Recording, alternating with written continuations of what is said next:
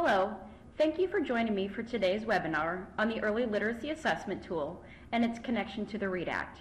My name is Jamie Gonsman, and I'm your local representative for Amplify Insight and your partner with CDE on the Early Literacy Assessment Tool project. Today, we'll do a recap of the Early Literacy Assessment Tool and the solutions that are provided to your K-3 students and teachers as part of implementing the READ Act. We'll look at the ultimate Now What tool, which will look at burst reading intervention. And we'll also talk about identifying M-Class as your single solution for compliance with the READ Act. Additionally, we'll talk about next steps to make sure that you're fully ready to implement the Early Literacy Assessment Tool and also key components of the READ Act. First, I'm going to start off with a recap of the requirements of the law and what's provided in the Early Literacy Assessment Tool. The law requires that you give an interim assessment for all of your K-3 students. In this case, your students and teachers in kindergarten through third grade will have access to M-Class Dibbles Next. The law then asks you to follow up with a diagnostic assessment for students that are performing below grade level. In this case, the burst reading diagnostic assessments will work hand in hand with M-Class Dibbles Next to give you a deeper look at students that are performing below grade level, which will help to inform instruction.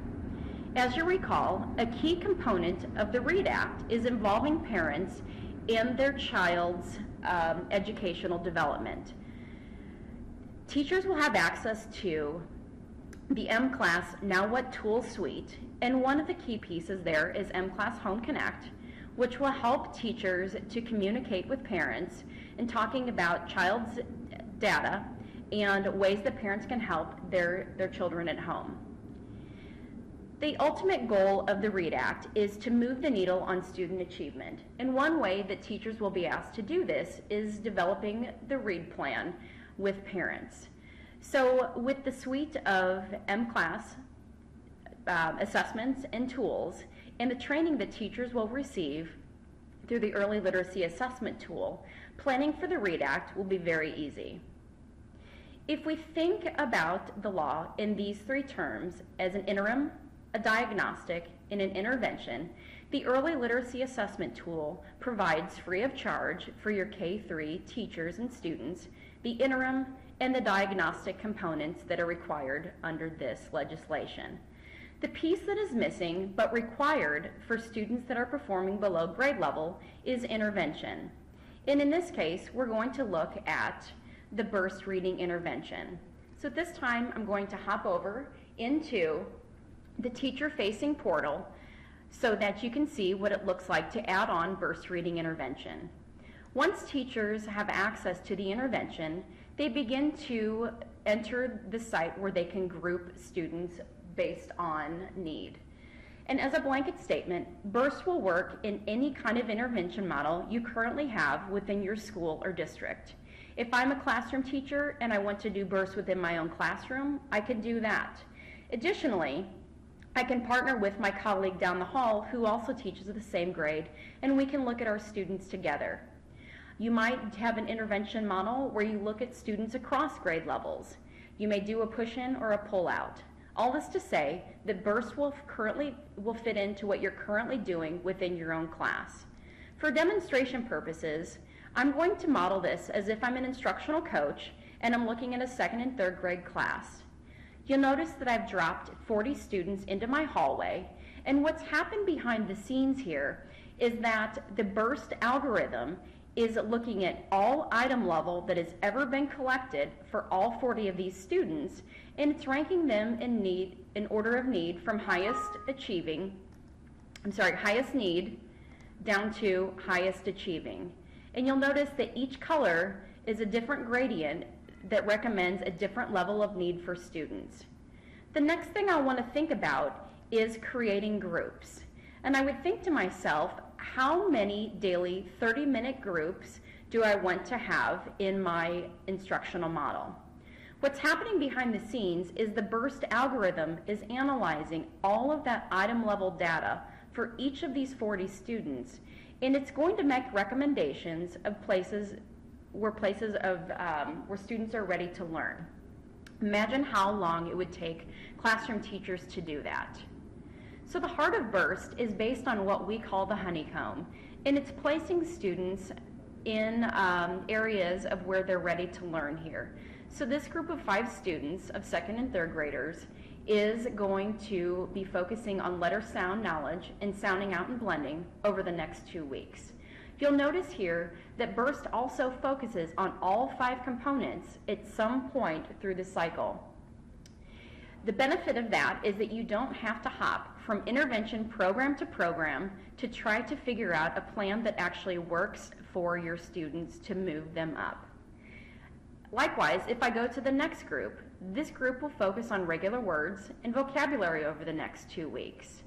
You might notice also and be thinking to yourself that, gee, this is a group of 2nd and 3rd graders, and by this point, they should already recognize and know how to work with regular words. The benefit of BURST is that it removes the grade levels of where kids should be and finds the place where they are exactly ready to learn. And in sticking with the philosophy of how M-Class thinks about technology, it's here to inform me as the instructional coach, and this is where I look at my students individually and think about what do I know and do I agree with where these students should be. This is where I can actually choose to move some students around based on additional information that I might know about them. So it still keeps me as the teacher in charge of instruction. I can name my groups, I can assign the groups to teachers, and when I'm complete, I click Save, and this part actually works overnight to create 7 groups of instruction. Imagine how long it would take teachers to create 2 weeks of instructional plans for each of these groups of students. And the next thing I'll do when I'm ready to start my instruction is pull up the lesson plan. So I want you to fast forward next year to be thinking about what it's going to be like in the READ/ACT world. And in thinking about these students specifically, as 2nd and 3rd graders, they are expected to be comprehending. But you can see based on what we know here that this is not their immediate, this is not within their immediate grasp right now. So this visual continues to change as we collect progress monitoring information and as students move through BURST. So as a classroom teacher, this shows me exactly what my students are immediately ready to learn and what I can make my best guess on as their next place of how I'm going to get them up to grade level proficiency. The second piece in this instructional plan is my materials list. And the materials come from one of 2 places, either out of the BURST box, which are like my picture cards and chips that I might need, or they would come out of what we call BURST Base, which is a portal that has professional development videos as well as some consumables that I might need for my instruction. And for me, this is the heart of BURST right here. I want you to envision what this looks like. So in the instructional model, I, as the instructional coach, will pull these 5 students every day for the next 2 weeks for about 30 minutes of instruction. I'll focus on these 2 skills, and when I progress monitor, I will use this probe as the piece to assess whether they have mastered the skill. So each day is delivered in small group by me or by a trained adult, and each day is an immediate skill, a stretch skill, and an interactive game. Each day continues to build upon the previous, so that by the time students reach the end of instruction, they should have a very deep understanding of what it's like to apply these skills across multiple contexts. You'll notice here that I can progress monitor anywhere from days 7 through 10. For the schools that have 4-day work weeks, many of the schools across the state are currently doing 7 days of instruction, and on day 8, they're progress monitoring.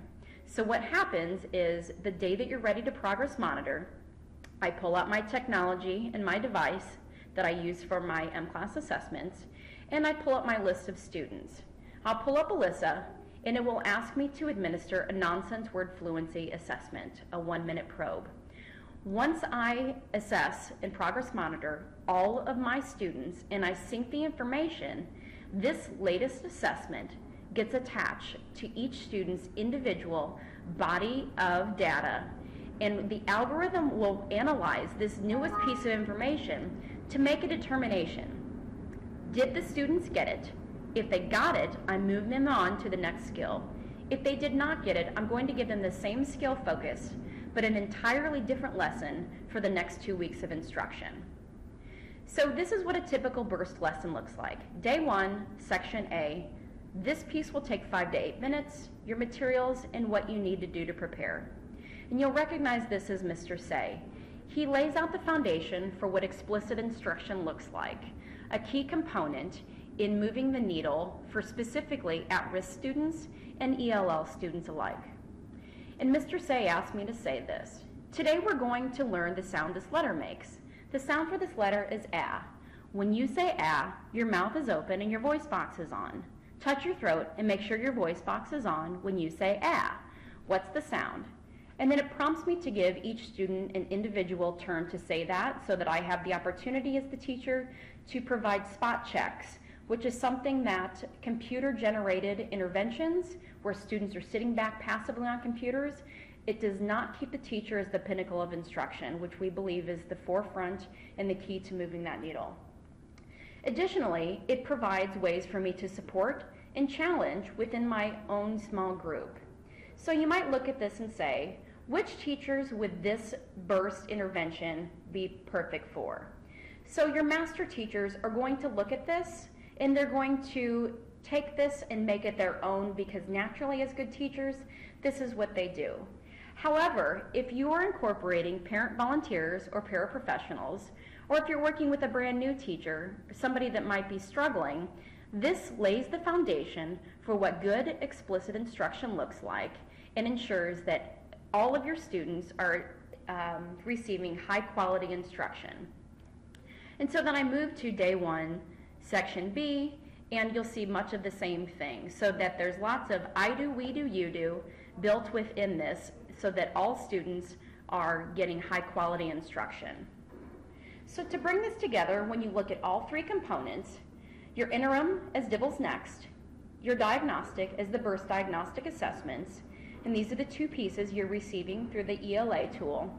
And once you add on burst reading intervention, the 3 pieces actually work in concert to plan instruction for your most at-risk students. Think of burst reading intervention as the ultimate now what tool, the action plan for moving the needle and making sure that all of your students are achieving benchmark level, grade level progress. Additionally, you'll be able to streamline your professional development plan.